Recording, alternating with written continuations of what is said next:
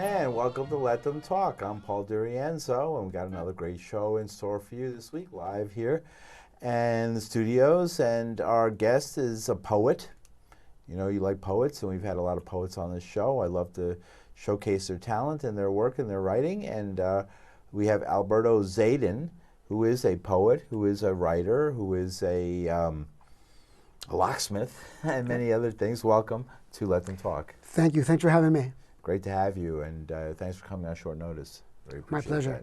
That. Yeah, and so let's begin by, we discovered each other through a mutual friend who's been on the show, Gabrielle, several times, and Yes. who's connected me up with great poets many times who've become guests on the show often.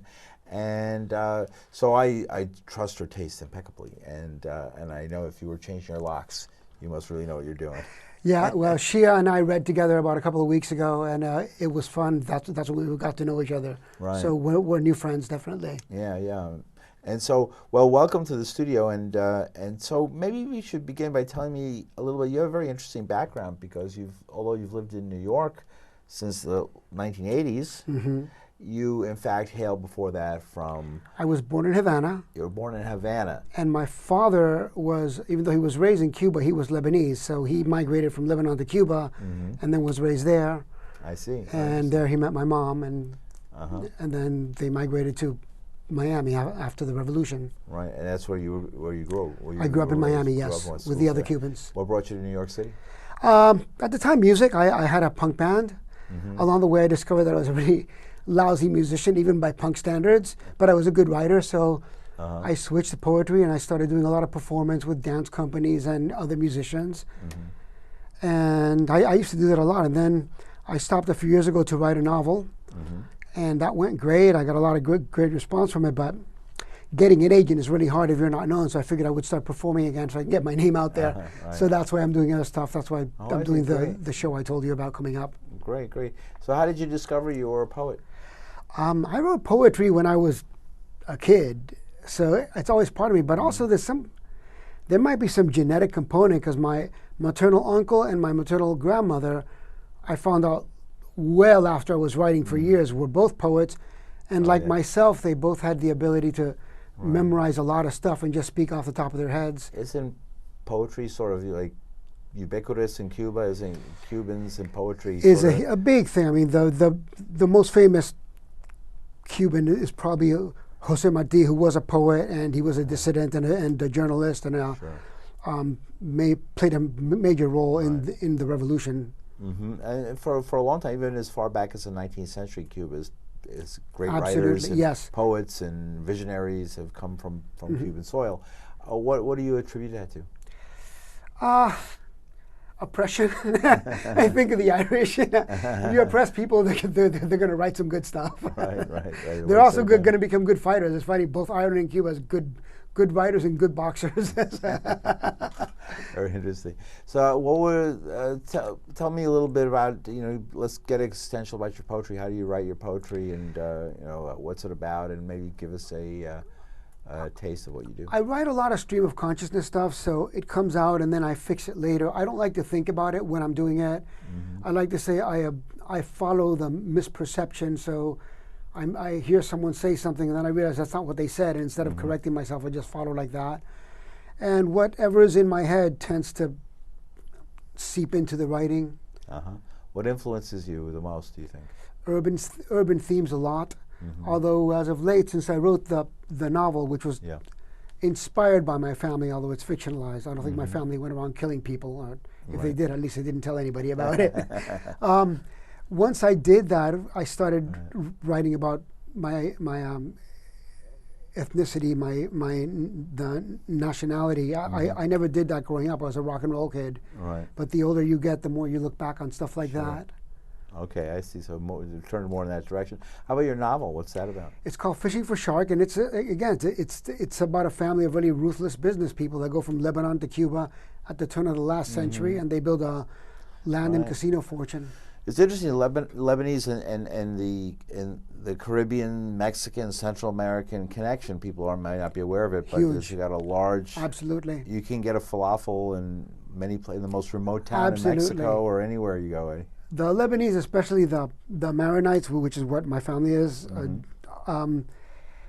They're really business people, and they're very nomadic. They're not that nationalistic. Like when they go somewhere, they assimilate because it's all about making money. It's not about showing your pride. Yeah, right. And they're good business people. Actually, they have that in common with the Cubans. The Cubans are also very, very industrious. Right, sure, and they're everywhere. You find Cuban people working everywhere, running business and stuff. Right, that's very interesting. And tell me a little bit about I want to hear about your book and have you read something from it, but I'm interested in more details about the Lebanese-Cuban connection. It's interesting. If you go to Cuba, are there distinct Lebanese communities?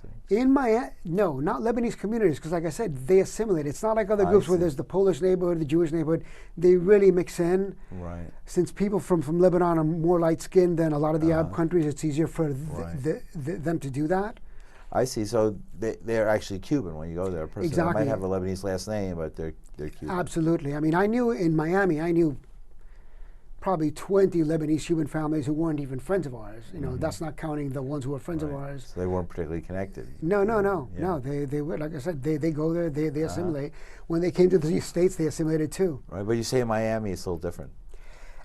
It's different. The Lebanese Cubans in Miami they definitely have pride in being Lebanese. They keep ties to Lebanon, but they're Americans first, and Cubans second, and Lebanese third. Sure. So they assimilated into America. They came to America and became Absolutely. Americans as quickly as possible. And that's why they have so much financial success too. Right.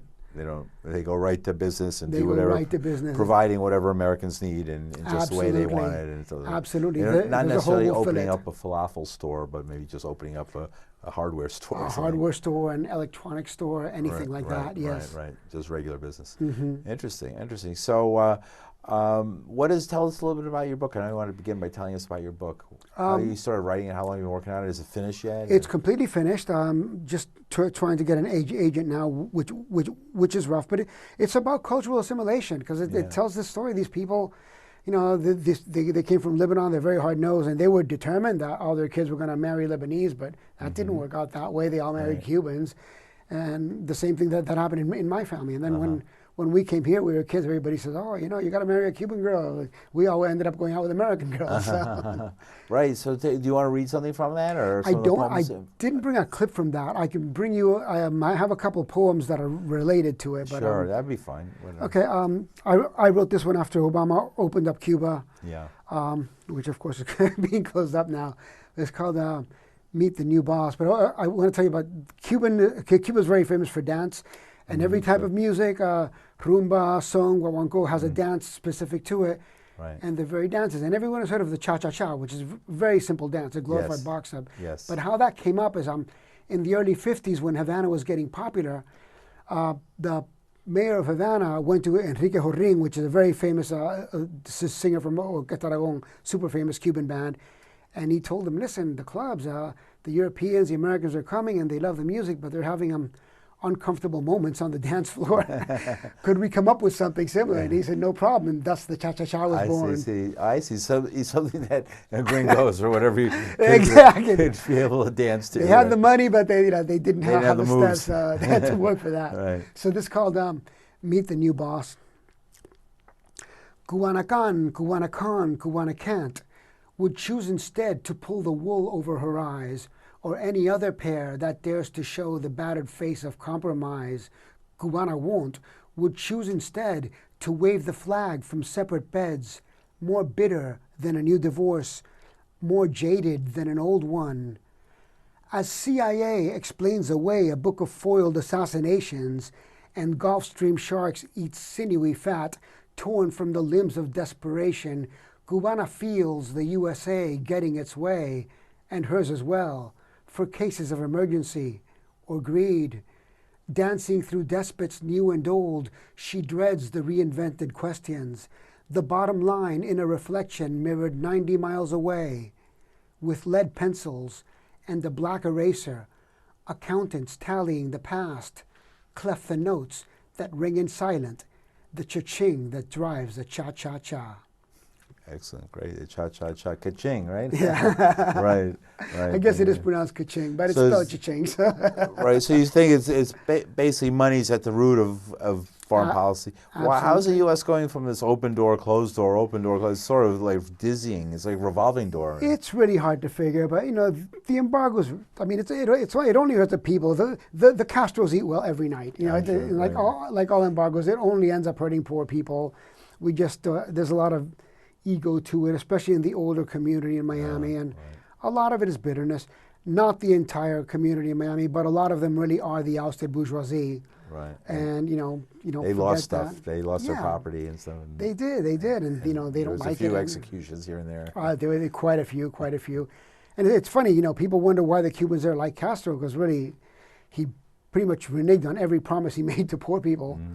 But the thing is, he fought. It's like a throwback to, the Huns and Alexander the Great and the Caesars. They didn't send people to battle; they led them into battle. Which nowadays is gone. But Castro fought, and I think that's one of the reasons that the people there hold on to it. Yeah, he put up a fight, right? I mean, I can't imagine Donald Trump leading anyone into, or even having anyone in his family going to battle. Right, and he's having a hard time getting that kind of respect that he needs to be a leader. Right? Absolutely, he has the power, but he doesn't really have the leadership. Yeah, but if somebody goes and puts their life on the line, people remember that. Personally, right? I see, and so he was seen it proudly, and in a culture like Cuban culture, where that's seen as maybe he's a strong man. He showed something about it. He stood up above the rest and showed himself. All the old Cuban songs are about the first revolution, and they're all about how the bravery and the fighting. More than the ideals. Which the courage. And with when you're leading people who are poor, who are oppressed, that's what they know. If you're poor, you grow up fighting, and you respect a fighter. Right. Right. So I always like New York because it has a bit of that here. It's got a lot of it. It's got a lot of it here, and you see it. I mean, I used to work a lot of bad neighborhoods here, and you get it, and you get the courage to put up the fight. Even if the little guy gets beat up, but puts up a good fight, getting beat up, he might get some respect. He gets respect. Absolutely. Yeah. Oh, do you have some more? Do you want to go right ahead? Yeah, I do. I'm gonna. This one is just peripherally related, but it's a story that one of my mom's best friend told me about. In World War II, after World War II, during the Jewish exodus, there was a ship of Eastern European Jews looking to get the hell out of Europe, sailed into Havana Harbor and asked for asylum. And the Cuban government denied them asylum. They gassed them up and sent them back to sea. And as I was told the story, the next morning, they sailed right back into Havana Harbor, essentially saying, "Are you really going to do this?" And I guess guilt got to the best of the Cubans, and they actually ended up giving them asylum. So I like the story. I like the moxie, again, the fighting. Right. Exactly, the spirit. This is called Survivor Mathematics. I never checked to see if the story was true, but if a story has power, it doesn't have to be true to be relevant. And she scans the surf for a reflection that smiles back, a portrait of her last retreat. They counted her the same in 27 different airports, each sounding out the numbers on her wrist. "I have millions more," she told a wide-eyed child, before skittish parents whisked the girl away, fearing, with throat-swell dread, the mathematics, the cold addition, blunt numbers forced to quantify the sum of inhumanity. Sand buffed her calloused soles as if she alone could hear the whispers of duplicitous silence, conspiring with the tropic storms to darken truths for nascent ears, not yet tangled in the limbs of fear.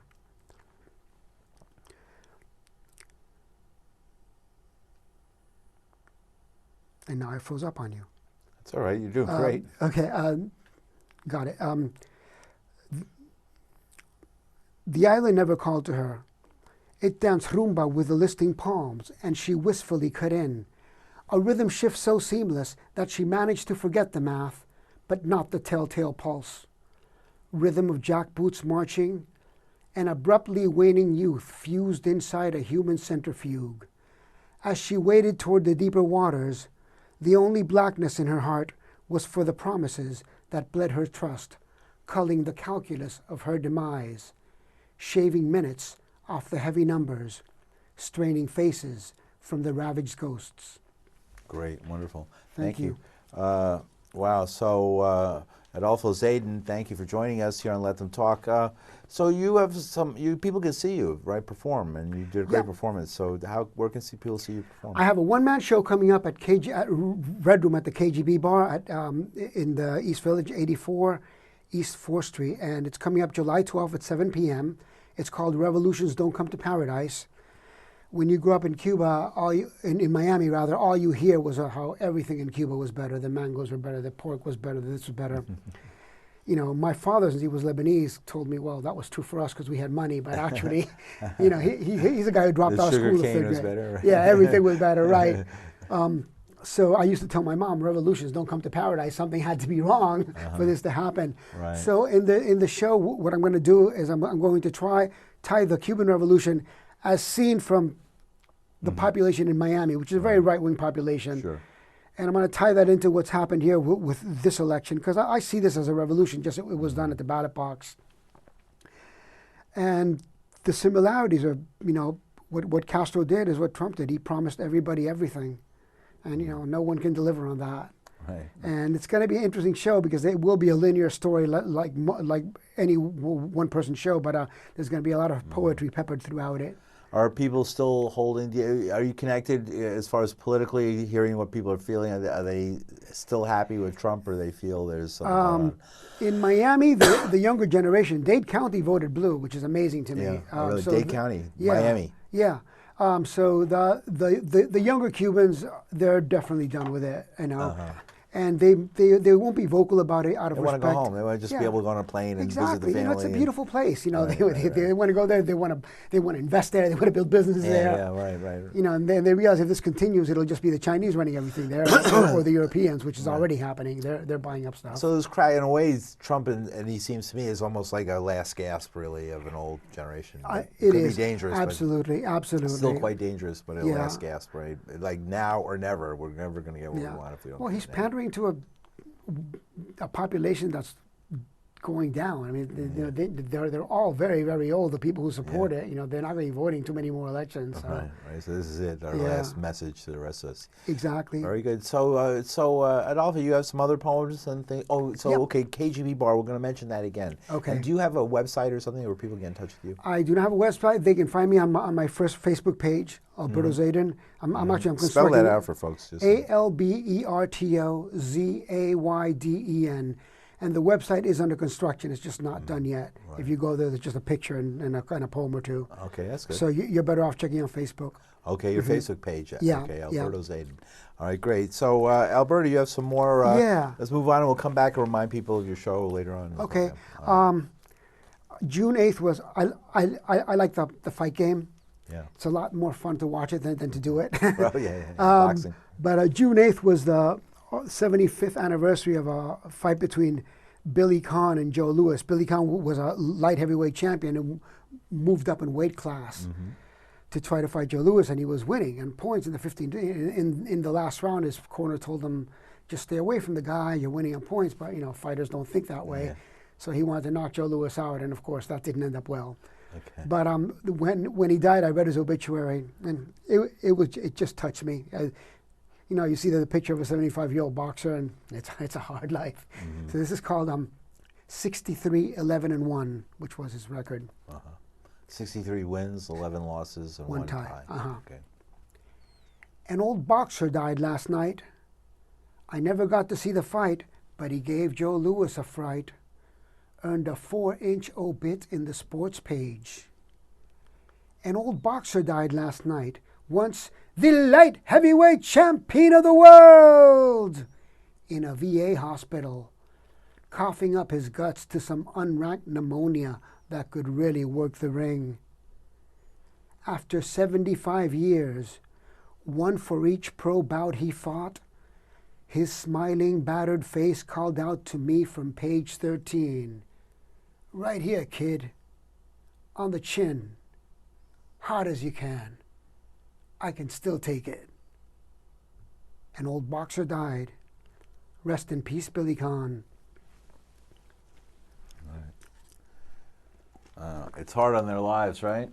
You know, it's not a life I think anyone would... Get hit in the head a lot. Yeah, I don't think anyone chooses that. You're kind of pushed into that world. That world, and then somebody gets you in. Or like Muhammad Ali, you have an unusual talent. You know, and if you're good at something, and people would wonder, well, Ali was so smart. Why would he do that? He could do anything he wanted. But it's hard not to do something when you're good at it. He was the fastest, right? I'm the fastest. He was the fastest, and he was brilliant. I mean, you talk about poetry, the stuff he could do. Yeah. He could have done anything, but he had those skills. And right. Unusual amazing skills. So right. there's one I want to read you because we were talking about gentrification earlier yes. on the write up here, and the Tompkins Square Park riots, which happened, I think, what, 88 was it? I think so. They don't get a lot. Yeah, August 88. That's I right, was August, there. I was there. I was there too. There you go. I was actually working in that neighborhood. I hadn't moved in there yet, Yeah. and I double parked my van. I'm watching, and then I saw them marching. I got in my van, moved away. So I don't want to be too close to this, but people don't talk about it because there really wasn't a body count, and if there's no blood, people lose it right away. Yeah, but beaten up though, 120 something people. A lot of beaten up. Yeah, the entire precinct marching there with black electrical tape covering their badge numbers. It was unusual. We never see something like that again. No, I know. I hope. But the thing about it was, like, they didn't mobilize a precinct to catch a rapist or even to catch drug dealers. It was just to get undesirables out of the park so the richer people moving in would like it better. Yeah. And really, it's happened, I guess, in every city in the country, if not the world. Right. So that I wrote this poem about in the past year. I don't remember exactly when, but about those days. About those days, about that day in particular. Yeah. It's and the neighborhood, how mixed it was. It's getting a lot more monochromatic these days. I would say so. Yeah. Yeah. Not the same. Okay. It's still, although it did still went for Bernie in the election. It did, absolutely. It's still Bernie. it's a left wing neighborhood, but it's a richer left-wing neighborhood. Absolutely. And it's really more like an intellectual neighborhood or a college town. Or yeah, something. exactly. That side of it is growing a little faster than it should. That is, and it's not really an artist hub anymore. I mean, there are artists there, but the young people coming, most are not. They're when you think in of school. the rents, $3,000. Who know? I can't imagine what people pay to live there now. And in my building, I'm told that their parents pay because that's the only way you can do it. I mean, when I left the house, my dad said, "Good luck." Yeah. I know, right? No way. No way. 2,000-3,000. Yeah, you had to have college for rent money. Right. And that's like, hey, I hear they split the places. There's like 2, 3, 4 people in an apartment. That's how they afford those high rents. Yeah, it's the only way. So that's really unsanitary as far as concerned. Yeah. Right. To say the least. But okay, I was young once too. I remember those days. Yeah, me too. Okay, Tompkins Square Park. The trans who came out to the cold kept our secrets in a holster hid high in his little black dress. Her glow-bug synapses sparked gyrating hips. Serpentine conga lines stole headlines from riots to summon rabbinical Santero polkas and Shaolin grandmasters whose swords sensed disaster. It was clear what was here, if it breathed, had the moves. Now everything dances the box step. Tattooists are painting on plastic-wrapped skin, a pass through the pour door that peels for the parents. Chakras fizzle in shakers at foppish theme bars, while myopic third eyes guard the small of the back from muggers stone still before mirrored medusas and hordes of directionless digital zombies. The harbinger, armies with black tape and badges, made portent the tear gas we tasted that night. Resistance is futile, the megaphone sounded. La bomba te llama, dared Avenue C, waving colored anemone matador capes at realtor scientists, Kilroying fences. Our grooves had a message, our feet felt delivered. Now everything dances the box step, extracting blunt rhythms from apps in that deity tablet, in square rooms that macerate great expectations. Firstborn security and pound of flesh monthlies. Our cobblers, our butchers have all been sent packing. Chanel's lost its coco. Chefs cuckold our cooks. All cue to worship the trends of entitlement. As canned sound bites drip from overworked fingertips, the scent of past artisanal asparagus, wafting from a bathroom in the old East Village, will pickle in the sculpted noses of the politically bereft. Oh, great! Thank you, Adolfo. Beautiful. That's I could hear them in my neighborhood like speaking through that voice. Very good. The old Lower East Side we loved so well. So a few more minutes left. Let's begin by reminding folks about your appearance that's coming up. The show is called Revolutions Don't Come to Paradise. It is Wednesday, July 12th at 7 p.m. at Red Room at KGB Bar. It is a beautiful room. There is no cover, but there is a 2-drink minimum, so you must drink. Mm-hmm. And it's going to be a blast. It's 85 East 4th Street between 2nd and 3rd Avenue. It's one of the old bars of the neighborhood, but they've really fixed the upstairs beautifully. Uh-huh. Great, great. So it's worth going. KGB is a great bar. It's a great name, KGB. It is, it is. Rumor has it they once owned the building. I don't know if that's true or not. They once, the KGB, the Russian secret police, once owned the building. So I'm told. Well, it's a perfect place to do poetry inspired by life in Cuba. Absolutely. Right. The KGB were common. You had to speak you left already, but you didn't have to learn Russian in school, right? Yes, I didn't have to, yes. Russian is the second. That's a tough one, a new alphabet. Yeah, it is. I couldn't even learn Arabic. My father spoke it, but there was only one person in the family. Have you ever visited the Middle East? Have you ever I've been to Lebanon. We still have my grandmother had an olive orchard in the north. We still have the house, not the orchard. Oh, great! And and Beirut is a fun city. It's more people have. It's a very liberal city. I mean, it has openly gay clubs, which is not something you expect in the Arab world. Right. You don't see too much of that, but no. Lebanese people are all over the world, as you were saying. They the culture comes back. It's not like. And I have friends from Yemen, but Yemen is a mountainous country where people come from villages that might not even had electricity or things like that. Geographically, Lebanon is like California, but shrunk down. You can ski and go to the beach on the same day. Right. Great wine country. Everything, right? Yeah, food, wonderful food. I love the food from Lebanon. Yeah. Right. So, but still tense situation between Lebanon and Israel and Syria and Lebanon. Not just between Lebanon and Israel, but inside Lebanon, there's a lot of factions, the factions within Lebanon. Once religion is involved, it's hard because I think about religion and politics, people don't switch camps, so it's hard to come to a meeting of the minds. Right. You're right, and that's all there is to it. Right. We have half a minute. Do you, any last short poem or something? I got a short one I like. It's called The Alzheimer's Dilemma. This is my tribute to Rod Serling. I wrote it when I found out my mom was getting dementia. Mother is starting to see things, sister whispers with concern. A cat in the middle of the night. A stranger scratching cymbals in the alley. Or maybe she was born barren and is only imagining us. Thank you very much, Alberto Zayden, for joining us. Thank you, Paul. Alberto, thank you. Good, have a good show at KGB, and hope everybody comes to check you out. And we'll see you next week here on Let Them Talk. I'm Paul D'Arienzo, and have a great 4th of July. Thank you. Paul, thank you, man. That was great. Thanks, it was great.